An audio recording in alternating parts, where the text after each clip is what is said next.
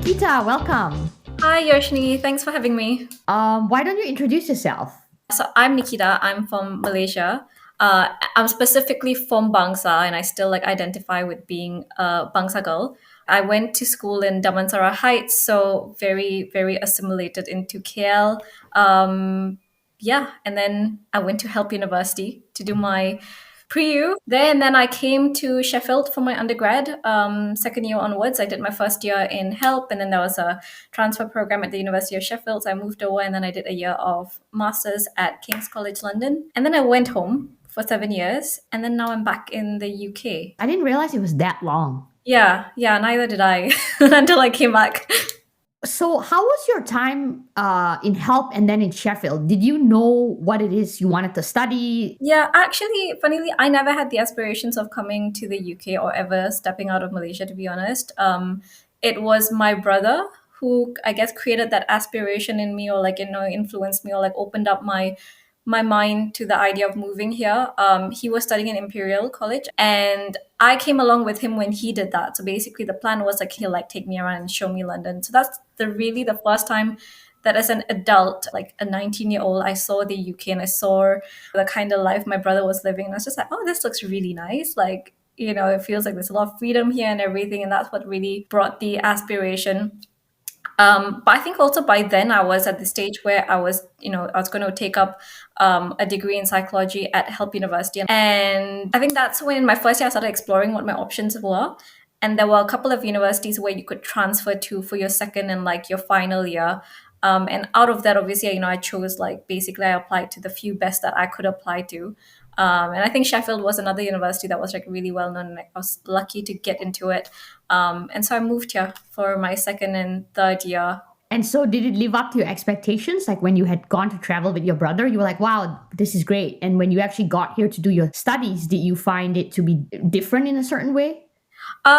So I think from a whole experience perspective, it was amazing. It was great because I think as an 18-year-old, as somebody who's still living under your parents' roof and under your parents' school of discipline. I think I was at that point I was craving freedom, and I was craving to be away from my parents and not have anyone tell me what to do. So in that sense, it was really nice because it's just wow, I can basically decide. I don't have to tell anyone where I'm going, what I'm doing.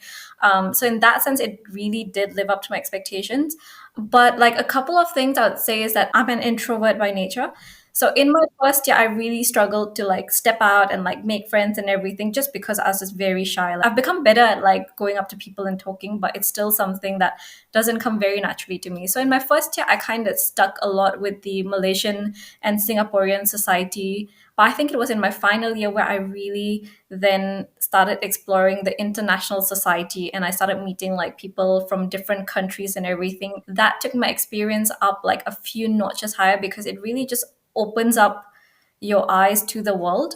Uh, Mm. and just to come back around the entire university experience as well, I think while you are younger and you're living with your parents, a lot of your thoughts and a lot of your ways of doing things are influenced by the home environment, by what your parents are telling you, right? But then when you come out, it's the first time you kind of look at yourself in the mirror and you start questioning who you are, and because you're seeing how other people are doing things independently and everything, so it makes you meet yourself a lot more closely compared to being at home.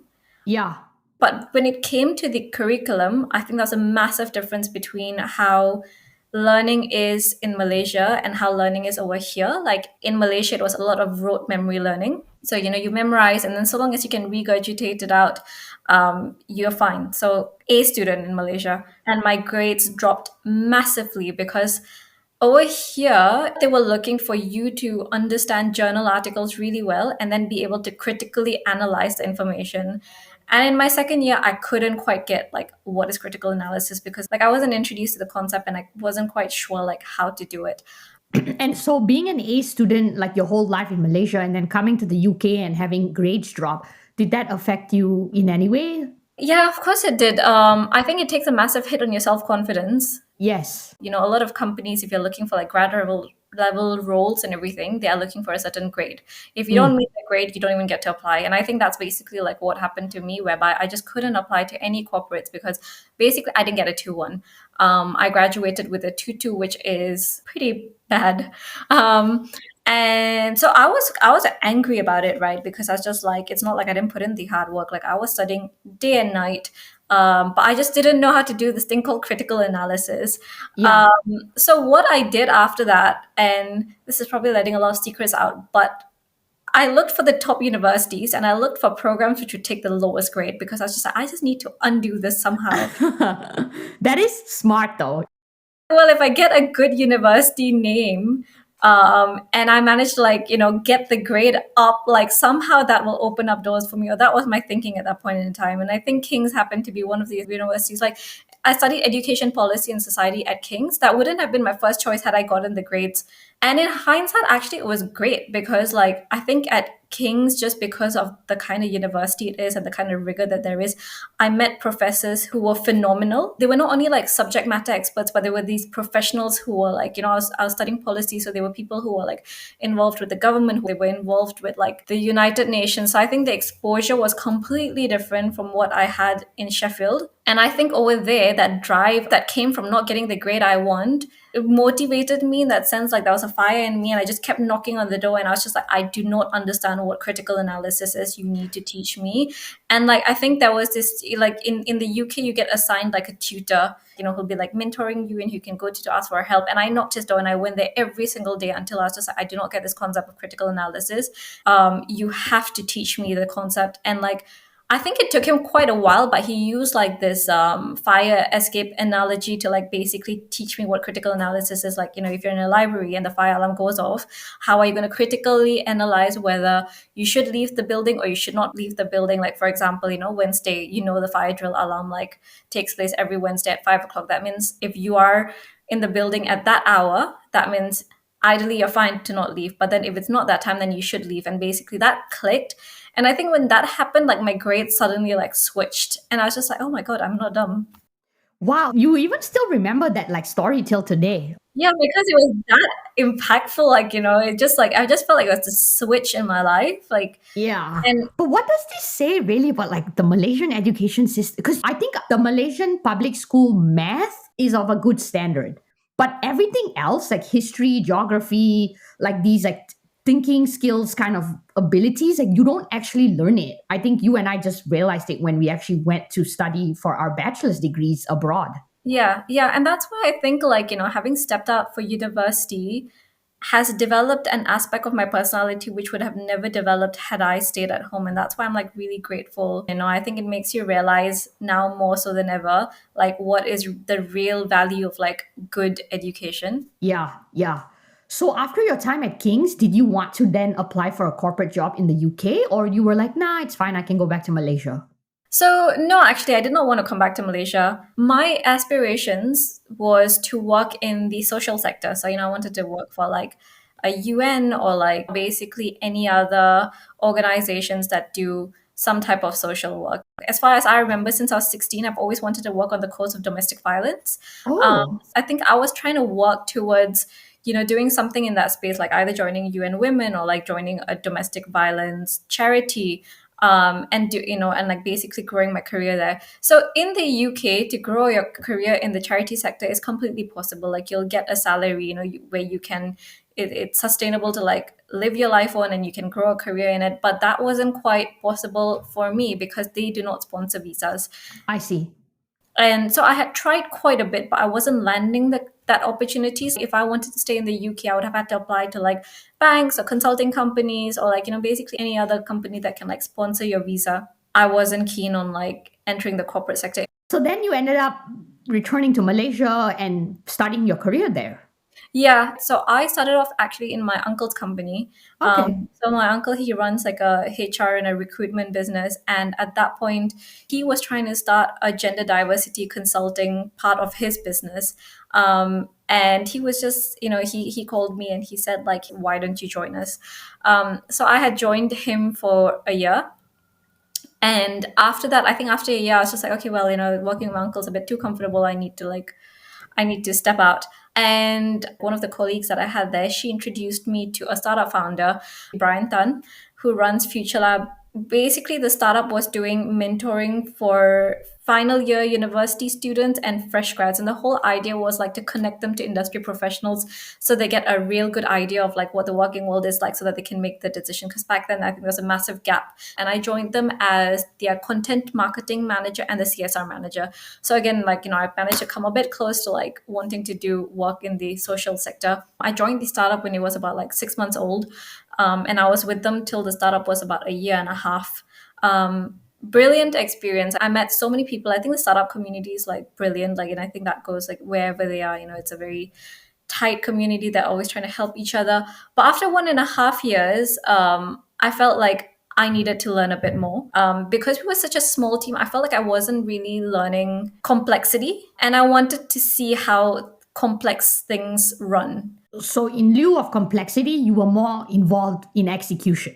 Yeah, yeah. But like, I think I was struggling with the idea of like, what, how do you see the bigger picture of things? Like, if there were multiple things coming along, like, how do you figure out, like, how do you structure, how do you process things?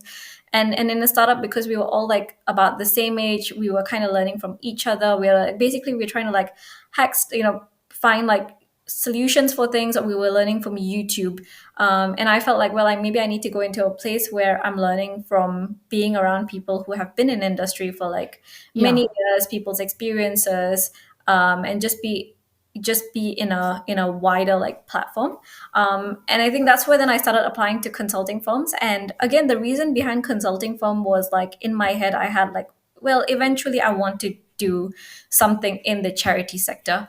And like my decision was based on that, like, where can I go where I can learn how to deal with complexity, where I can learn how to influence people, where I can learn how to like build a business.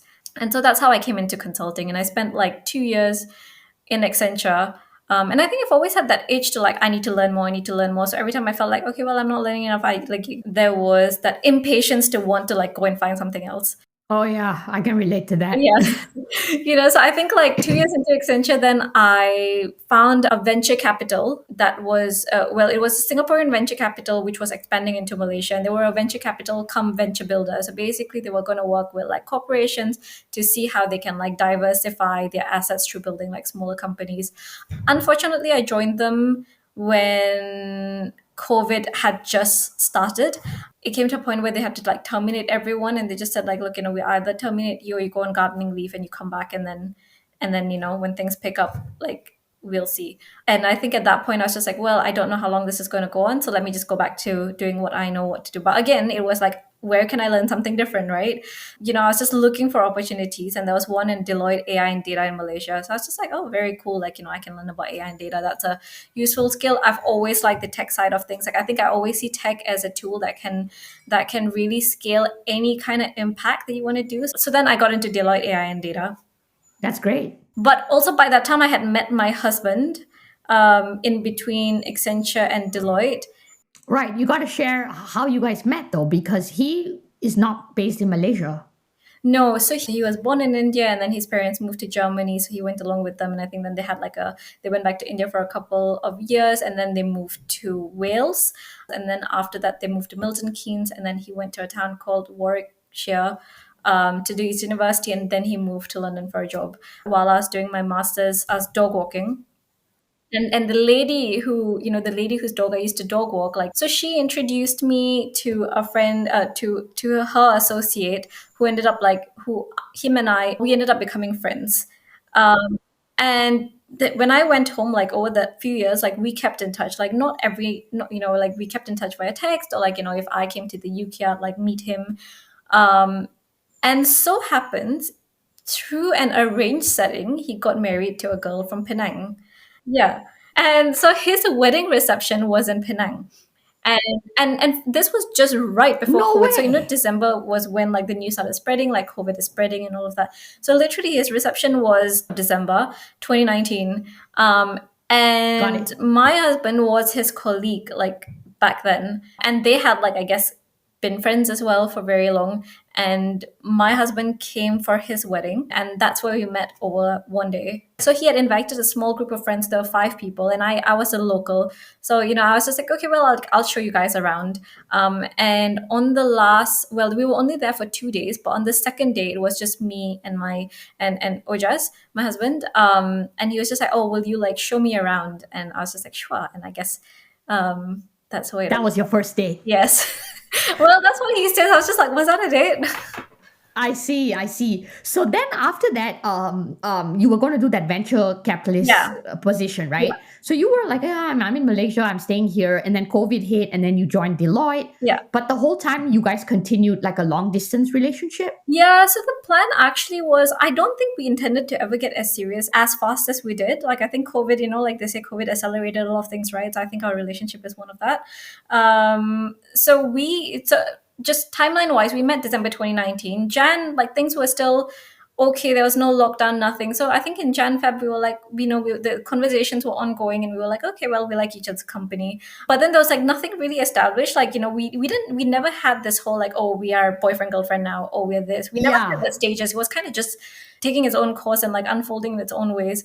Um, but then we had planned to meet in Dubai in like March. We were like, well, let's meet. It's halfway. Let's go. Let's meet and spend some time. So that never happened because I think come March, even though we had our flight tickets and everything to meet in Dubai, like March was when the lockdown happened. I see. But Ojas basically said like, oh, yeah, I think when the lockdown was, when we all realized like, okay, this is now serious. He was like, okay, you know what? I'm just gonna wait for you as long as it takes. So Wow. so that was literally it. And then we continued just talking over the phone for 2 years. In a way, I guess it was easy because like, I because we were both at home. So if we were not working, then we were on the phone, like talking to each other.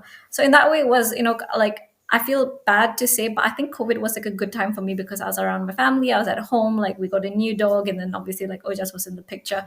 But yeah, that's how we met. We dated primarily through the phone. And then after that, you decided, you want to be together, so you had to make your way to the UK, right? Well, we couldn't meet, right? Like Malaysia was Yes. so strict with the lockdown, like you had to apply for permission and everything. And I tried applying for permission 13 times to leave, and I couldn't get it.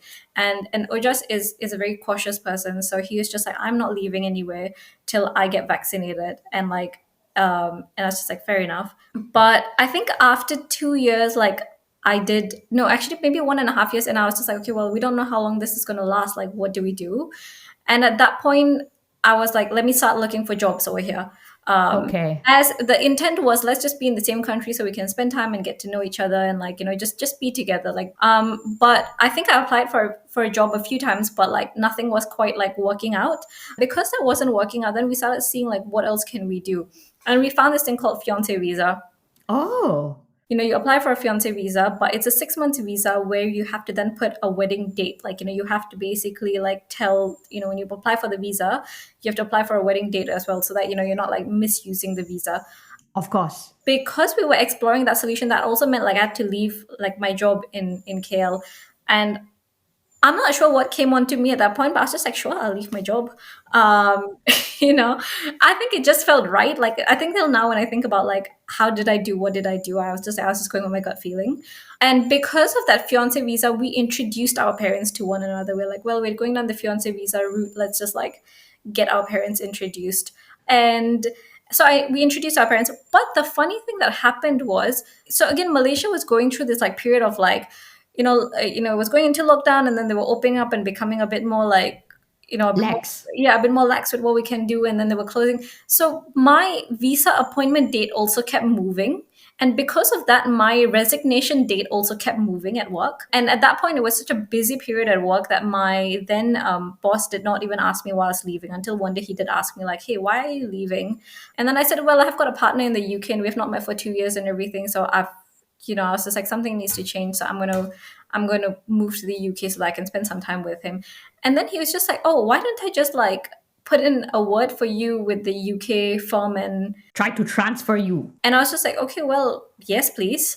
And basically, then I think because of the references and everything that I had from work, they were like, no, you seem like there's there's no concerns around like whether you're fit for the role or not. Like we just need to get you through the tick boxes. Um, and I got a job, like I got a visa sponsorship. And then, I asked, we just like, what do we do? We have told our parents we're getting married, right? um, and so it worked backwards. And then I think that we came to the decision like, okay, look, I think we were convinced that we were going to marry each other at some point anyway. How does it matter whether it's like earlier or later? So let's just like do it. But anyway, I ended up Basically, stick to it. Yeah. exactly. We stuck to it, but like somehow the stars just like aligned. I have to ask because for some reason, I mean, you were applying to the internal portal, Yeah. but for some reason in Malaysia, is it because of the culture you didn't feel that you could go to your manager and be like, hey, can you help me out with a potential transfer because I'm moving for ABC reasons? But you never even had that conversation. Yeah, I mean, yeah, it's probably true. I think that there was that aspect whereby, like, it was almost seemed like you were not loyal to the team or to the business if you were thinking of like even transferring teams or you were thinking of stepping out or Oh, like, my experiences of like having put in resignations in were always, it was somewhat like similar to like burning a bridge. Or maybe it was my lack of experience back then where I did not quite know how to manage it. Um, yeah, I wonder if that's also like a result of like our upbringing in Malaysia, where like loyalty towards the elders, towards your yeah, teachers, like yeah, that's always there and it's like yeah, subconscious. yeah. Because here, at least for me in like the US, if I actually needed support, I do not hesitate to ask my manager. No, and it's exactly the same in the UK. Like over here, I can openly have conversations Yeah. with my bosses around like, I'm not sure if this team's right for me anymore. Like, I want to explore other teams. And in fact, like I think I recently had that sort of conversation with my bosses at work, and they were like, okay, well, like here are a few names. Why don't you talk to them, see if you're interested, and then let's see what we can like work out and like, how we can make any kind of transitions happen. So there are a lot. I think over here, my director, what he tells me, he's just like, you and the rest of the team are like my flowers. I see you guys as my garden. I need to water y'all to like grow y'all. And if y'all are not happy, then you're not going to do good work. So, he's like, at the core, I want to make sure that you guys are happy. Y'all are happy with like your progression. You're happy with like your incentives and everything. So yeah, I think it's a lot more open. There's a lot more respect for like, personal goals. And there is a lot more of I think everyone's, well, at least in a work environment, they really do try to support what you want to do. Yeah, that's right. So after you moved over to the UK and now you finally got to be together in person and you're going to take the next steps, how was it like assimilating to life in the UK? We just talked a little bit about how it was more open in the Yeah. office. Yeah. Anything else with like the lifestyle like that Yeah. you've liked more than when you were in Malaysia? When I decided to move to the UK, I think in my head I had like, oh, it'll be exactly like how I was when I was a student. So I came here thinking the same, but I think I was completely blindsided by like how different it was going to be. I think there's also the aspect of permanence where, like, I think this time the main reason behind coming here was to get married to my husband, right? I have decided to marry somebody. It comes with a certain responsibility, and obviously, like, there has been, we have to honor the fact that we had discussed this, and one of our non-negotiables was like, my husband can't move, and I said I will move. So there is that, you have to like honor that, and like that option of just, oh yeah, I want to go home is not there.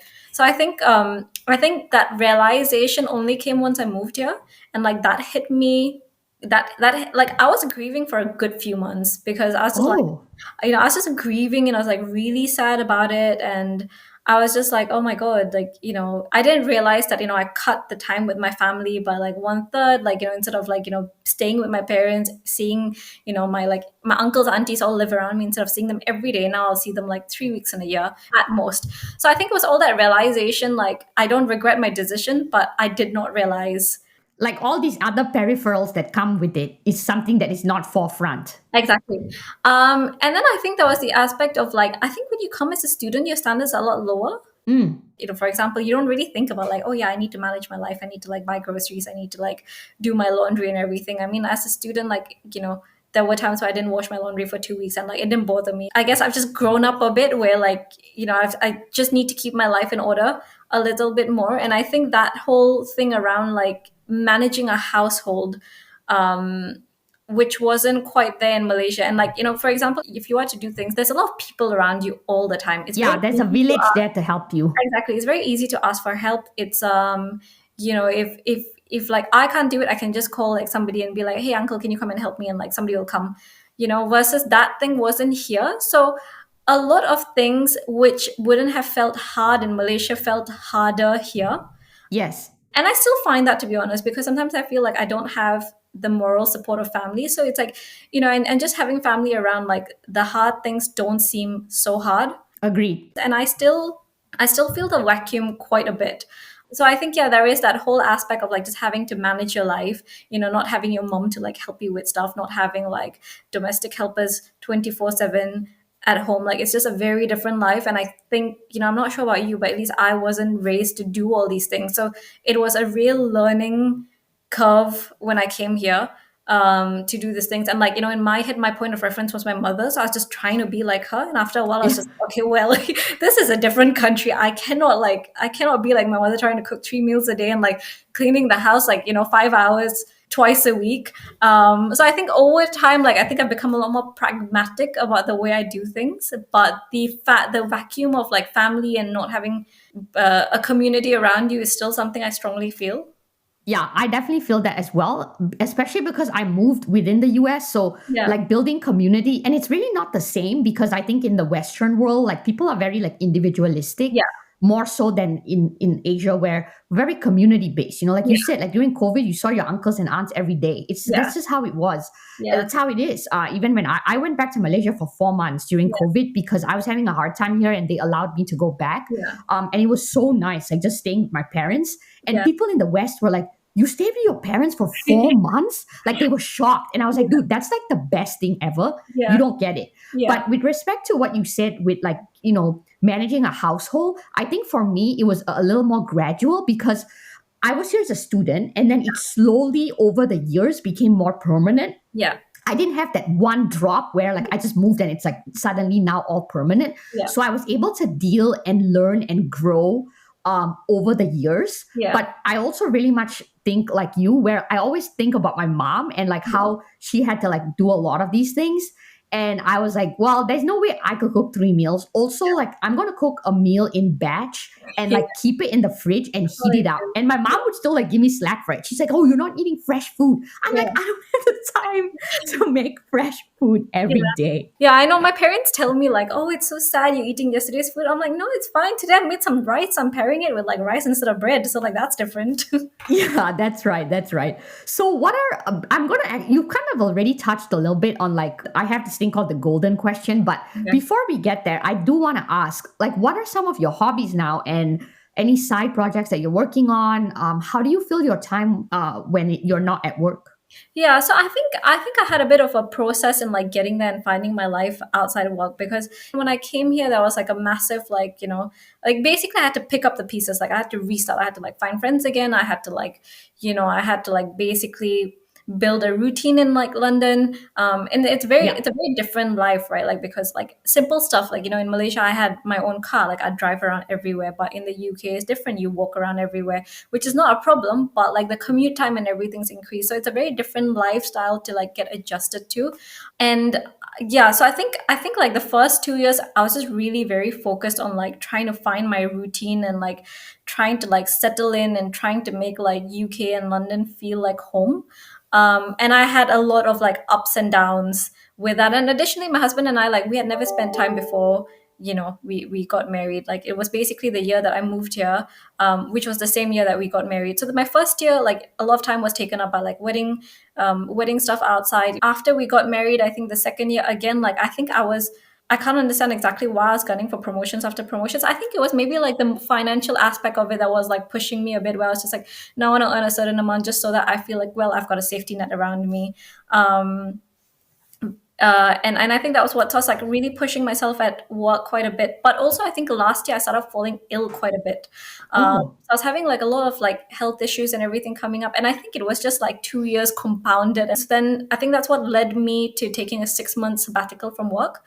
And during that time, my main goal of the sabbatical was like, I'm just gonna settle into London, because I've not really had that chance to do it with like work and like trying to, being in a new marriage. And so the 6 months off was was transformational for me in that sense, whereby like what I did was, like a good consultant, I made a bit of a plan. Like, I spent 2 weeks making a plan of like, this is how I'm going to spend my 6 months, because it's just like I can't waste any time. This time it's like invaluable.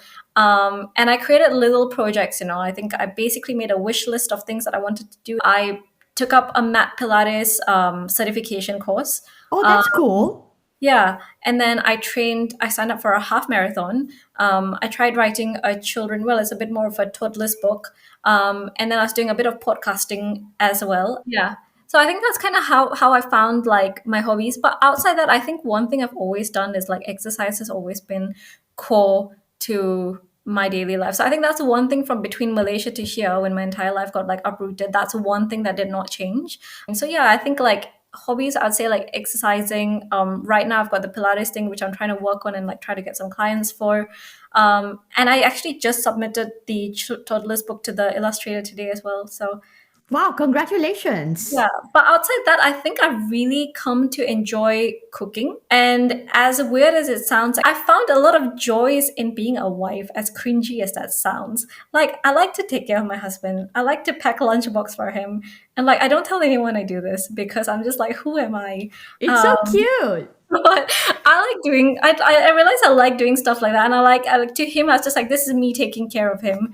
I think there's a different kind of joy in doing things out of generosity and love for your partner if they don't actually require it. Yeah, to your point, like I think my husband, every time I give it to him, he's just like, "Oh my god, this is great! Like, thank you so much. No one has ever done this for me." And I'm like, "Wow!" I'm just like, "Wow, you like it that much?" And it's like a positive reinforcement for me to keep like doing it. Yeah, that's lovely. That's lovely. I think we're like kind of running out of time, and I really have to ask you the golden question, which is, will you move back to Malaysia someday? I would love to, but I don't think that I would. I do think from a UK perspective, like from a career perspective, great place to be. Like, you can further your career an immense amount. And I think just being in the UK itself gives you this opportunity to be at this global platform where, like, if you've been in the UK, like somehow people see you as a bit more credible. And I don't know if that's a colonial mindset, right? But people see your experiences as a lot more credible, and it takes you a lot further. But I do think from a community, from a family perspective and everything, like you can't get it Yes. anywhere else like Malaysia. Like there's just no replacement for it. And I do think I'm at that stage in life where like I value the family side and everything a lot more than the career side right now. So I think for the family side and everything, 100% I'd move back. But well, let's see. But yeah, to directly answer your question, I don't think so, but only because I am married. I think if I had been a single person, the answer would probably been like, yeah, at some point we'll go back. Yeah, that's totally fair, especially because you moved to the UK and to be with your partner who's essentially from there. But maybe you could convince him to retire in Malaysia. Yeah. I think I'm trying to like seed that in his brain every day. Yeah. Yeah. Oh my God. Thanks so much, Neekita. This was awesome. You shared so much and you really touched upon a lot of topics that we all go through. And I really appreciate you coming on. Oh, thank you so much. Listeners, I will be back with a new episode not on January 1st, but the week after. Happy holidays and Happy New Year.